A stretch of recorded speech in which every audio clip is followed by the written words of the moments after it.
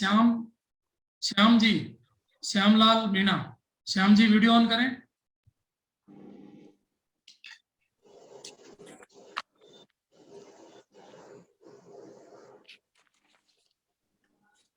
आपकी आवाज नहीं आ रही है श्याम जी। हेलो, नमस्ते सर। हाँ, नमस्ते। नमस्ते सर। नमस्ते। श्यामलाल जी, आप पब्लिक एड से हैं यस सर। और आप यू आर वर्किंग इन जो है ना teaching education department. Yes sir. अभी कहाँ है पोस्टिंग आपकी? राजकीय माध्यमिक विद्यालय Dhariyawad, Pratapgarh district. Very good, very good. Pratapgarh में कौन सी जगह है? Dhariyawad. Dhariyawad. Very good.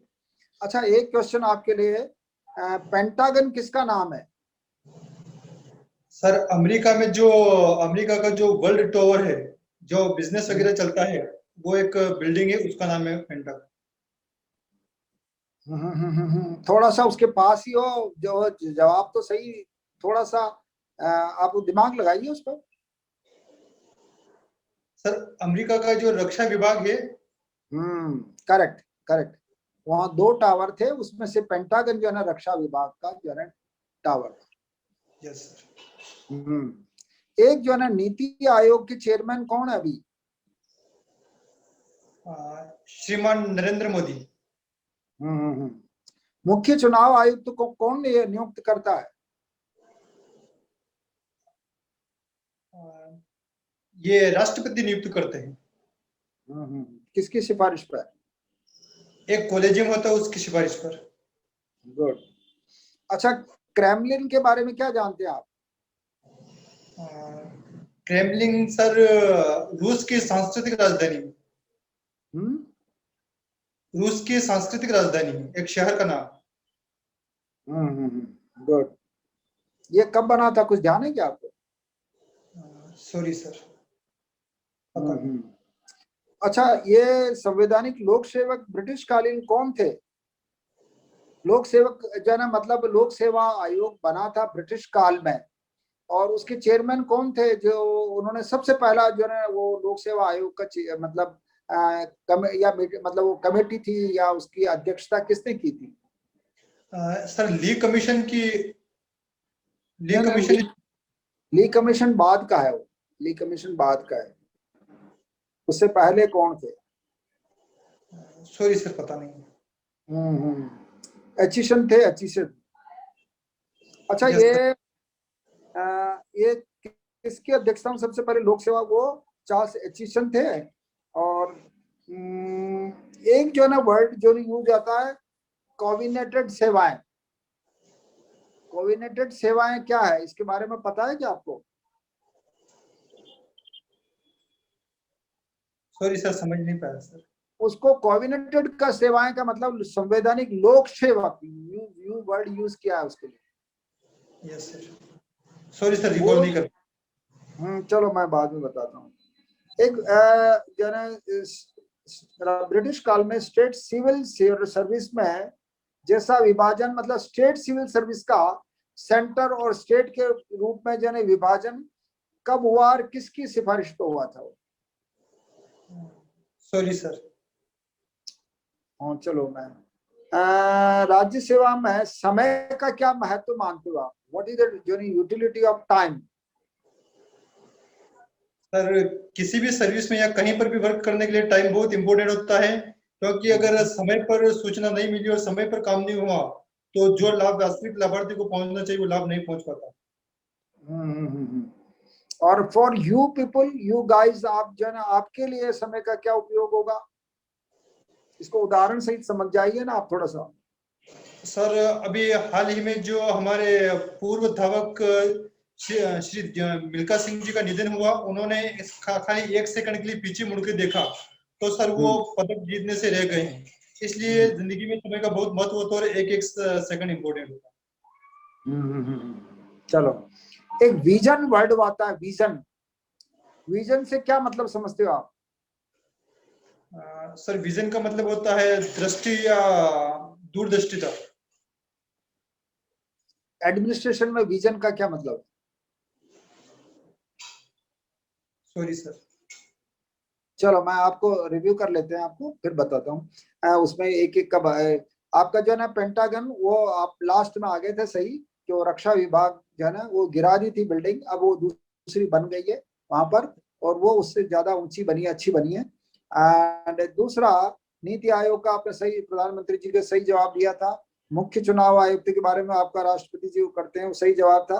Kremlin के बारे में, ये कॉम्प्लेक्स है जो रूस का जो है ना साम्यवाद के पूर्व बना था, साम्यवाद की क्रांति वहां जब आई थी उससे पहले ये बिल्डिंग क्रेमलिन की बन चुकी है थी मतलब। और ये जो वहां का रेड स्क्वायर जो है ना, वो वहां का जो मैदान है जिसमें अभी थोड़े दिनों पहले वहां की सेना की परेड हुई थी, जिसमें इंडिया की जो है सेना भी गई थी, हमारे मतलब रक्षा मंत्री महोदय भी गए थे, तो उसी के सहारे ही ये बिल्डिंग खड़ी है वहां की। क्रेमलिन जो है ना बिल्डिंग, वो जो बहुत सुंदर सी लगती है, तो वो उसी को कहते हैं, ये दुर्गीकृत टाइप, दुर्ग जैसा लगती है बिल्डिंग, ऊपर गुंबज बना हुआ है। और ये संविधानिक सेवाएं जो है, इसको कोऑर्डिनेटेड सेवाएं, ये 1879 से 1891 के बीच में रही थी ये सेवाएं। और उसमें जो है ना ये जितने भी यूं कह सकते जागीरदारों के या जो राजा महाराजाओं के बच्चे थे, उनसे कॉन्ट्रैक्ट करके उसको जो है ना मतलब सर्विस में लगाया, आईएएस मतलब इस तरह से लगाया जाता था कि रेवेन्यू ऑफिसर के रूप में। तो वो जो है रेवेन्यू ऑफिसर के रूप में ये मतलब ये जो है ना थोड़े से टाइम की या पीरियड में रहा था ये 1879 से 1889। उसके बाद में फिर रेगुलर सर्विस जो है ना वो ना लग गया था सिलेक्शन, तो वो खत्म कर दी थी इसको।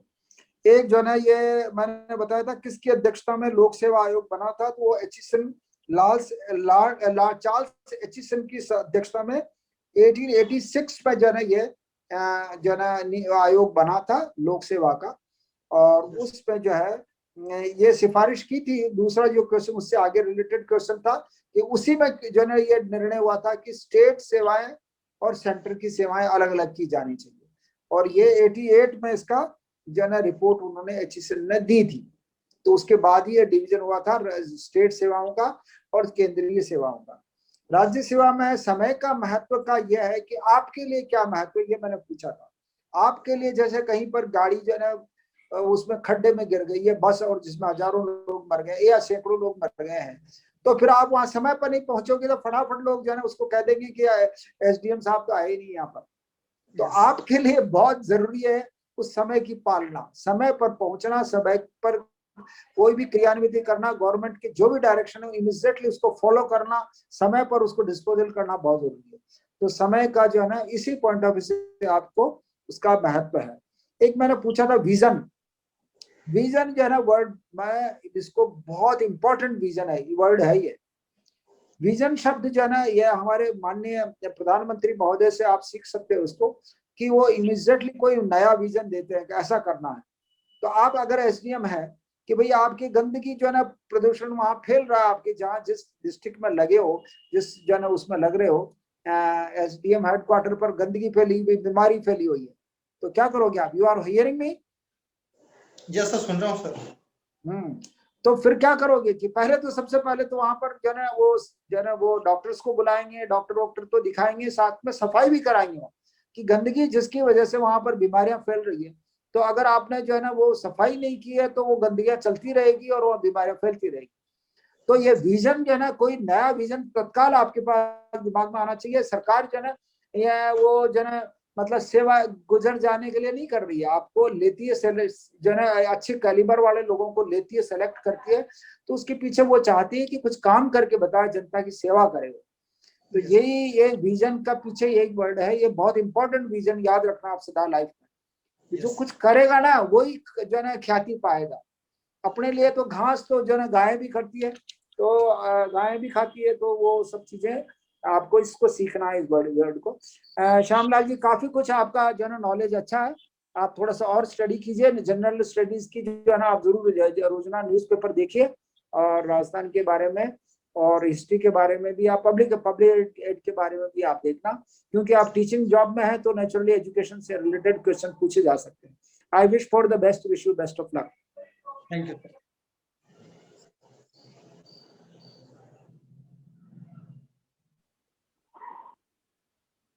जी श्यामलाल जी, नमस्ते सर। यस सर, नमस्ते सर। नमस्ते। आप प्रतापगढ़ से हैं? Yes sir. मुझे बताइए, प्रतापगढ़ जो कस्बा है उसकी स्थापना किसने की थी? प्रताप सिंह ने की थी, रावल प्रताप सिंह जी ने की थी, कब? 1698 में। अच्छा, श्योर है आप? Yes sir. अच्छा, इसे काठल भी कहा जाता है क्या प्रतापगढ़ को? Yes sir. क्या कारण है? कांठल का मतलब होता है किनारे की भूमि। अच्छा, सर कहाँ से आया ये शब्द काठल? ये माही नदी के किनारे माना जाता है, जाखम नदी वगैरह के किनारे माना जाता है, इसलिए इसको किनारे की भूमि बोला अच्छा, ये जो यहाँ के शासक हैं, प्रतापगढ़ के पुराने शासक हैं, वो कौन से वंश से संबंध रखते थे? सर ये रावल वंश से संबंध रखते हैं। रावल? यस। सिसोदिया वंश का ही, सिसोदिया वंश से ही ताल्लुक रखते हैं, पर प्रतापगढ़ के जो शासक है वो अपने पीछे रावल लगाते हैं। अच्छा, इसे देवलिया भी कहा जाता है प्रतापगढ़ को? Yes sir. इसके पीछे क्या सत्य है? सर देवलिया, देवलिया जो है वहां पर पहले राजधानी स्थापित की थी, वहां पर भी प्रतापगढ़ की राजधानी रही, और वर्तमान में उसका नाम देवगढ़ रह गया, देवगढ़ कर दिया। अच्छा, तो इस प्रतापगढ़ जिले में अभी कितने उपखंड हैं? सर अभी प्रतापगढ़ जिले में 5 उपखंड है, और तहसीलें? तहसीलें भी सर 7 हैं, 2 नई बन गई। अभी कौन कौन सी, 2 नई कौन सी बनी? सर एक तो धमोतर बनी है और एक सुहागपुरा बनी है। अच्छा, और बाकी 5? अमनौर, प्रतापगढ़, पीपलखूंट, दरियावत, छोटी सरड़ी। अच्छा, तो ऐसी 3 जो तहसीलें कौन सी है जो चित्तौड़गढ़ जिले से अलग हुई? छोटी सरड़ी, प्रतापगढ़, अरनोद।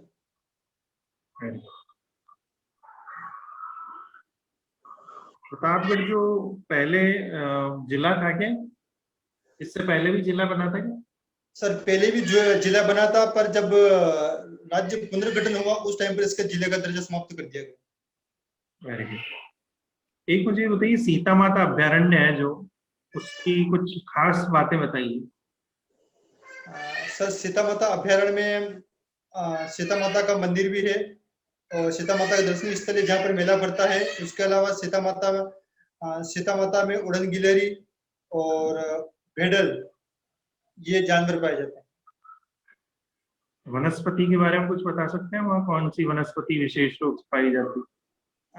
सर वनस्पति कहा जाता है कि हिमालय के बाद में यहाँ पर औषधीय पौधे बहुत मिलते हैं, और वनस्पति में यहाँ पर सागवान, महुआ और तेंदुपत्ता, बांस और पलाश, इस प्रकार के पेड़ पौधे पाए जाते हैं। अच्छा, केवड़ा होता है? केवड़ा?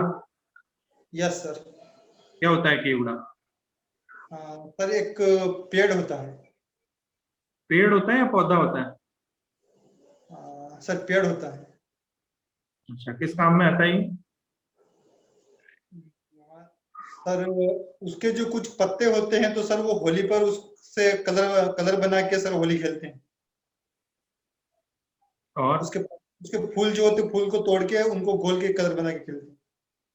और किस काम में आता है? सर इतना ही पता है। केवड़े से इत्र बनाया जाता है, पता है आपको? शरबत बनाया जाता है। सॉरी सर, नहीं पता। औषधीय महत्व का है और इससे काफी ठंडी प्रकृति का होता है। देखिए, अच्छा, ये जो चित्तौड़गढ़ जिला है, इसकी सीमा कौन कौन से जिलों से लगती है? कोटा, भीलवाड़ा, उदयपुर और प्रतापगढ़। बस? Yes sir. कोटा से कहाँ लगेगी आप बताइए? भीलवाड़ा से कैसे लगेगी?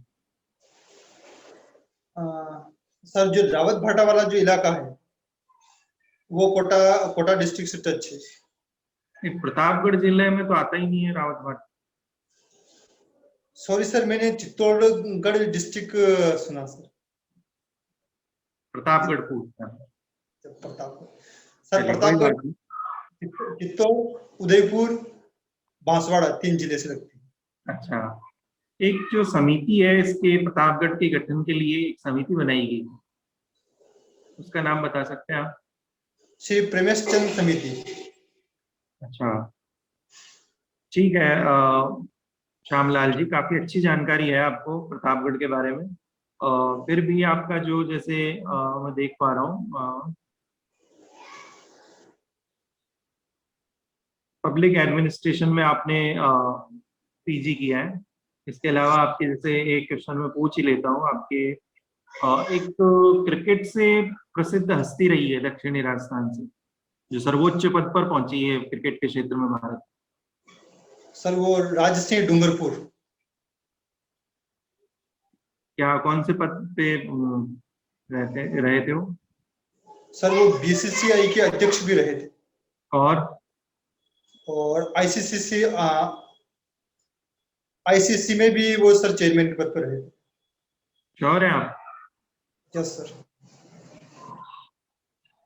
कब रहे? आईसीसी का थोड़ा सा डाउट है, बाकी बीसीसीआई के अध्यक्ष रहते हैं, ये श्योर। एक ध्यान रखिएगा, वो नेशनल टीम के चीफ सेलेक्टर भी रह चुके हैं राज सिंह जी। ठीक है। तो श्यामलाल जी देखिए, आप हेडमास्टर पद पर हैं अभी 2014 से। 2019 है या 14 है? 19 है सर। अच्छा, 19 है।